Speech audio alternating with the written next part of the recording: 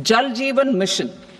Since 2019, 15 crore households representing 80% of India's rural population have been provided access to portable tap water connections.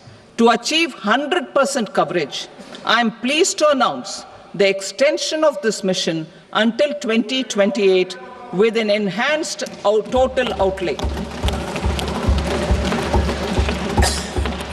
The mission's focus will be on the quality of infrastructure and O&M of rural piped water supply schemes through Jan Bhagidari.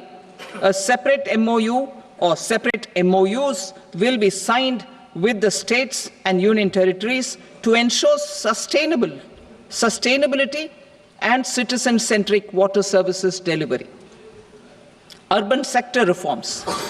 Building on the July budget proposals, urban sector reforms related to governance, municipal services, urban land and planning will be incentivized.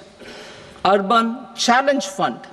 The government will set up an urban challenge fund of 1 lakh crore rupees to implement the proposals for cities as growth hubs, creative redevelopment of cities, and for water and sanitation purposes announced in the July budget. This fund will finance up to 25% of the cost of bankable projects, with a stipulation that at least 50% of the cost is funded from bonds, bank loans, and PPPs. An allocation of 10,000 crore is proposed in 2025-26.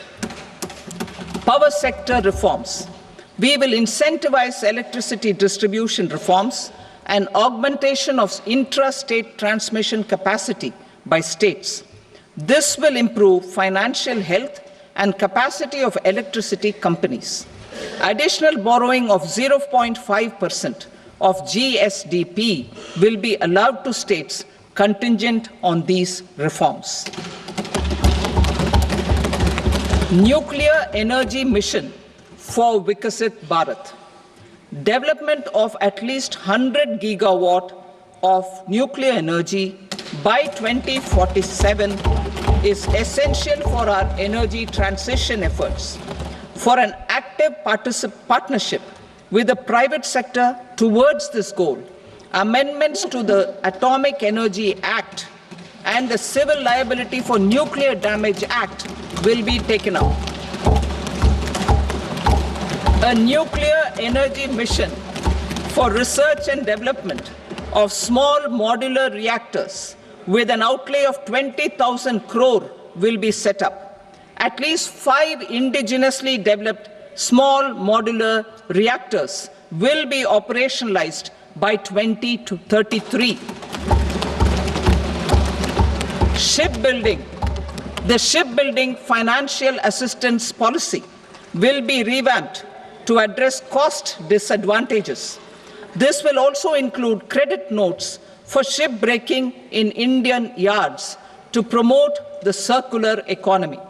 Large ships above a specified size will be included in the infrastructure harmonized master list. Shipbuilding clusters will be facilitated to increase the range, categories, and capacity of ships. This will include additional infrastructure, facilities, skilling, and technology to develop the entire ecosystem. Maritime Development Fund. For long-term financing for the maritime industry, a Maritime Development Fund with a corpus of 25,000 crore rupees will be set up. This will be for distributed support and promoting competition. This will have up to 49% contribution by the government, and the balance will be mobilized from ports and from private sector. Udaan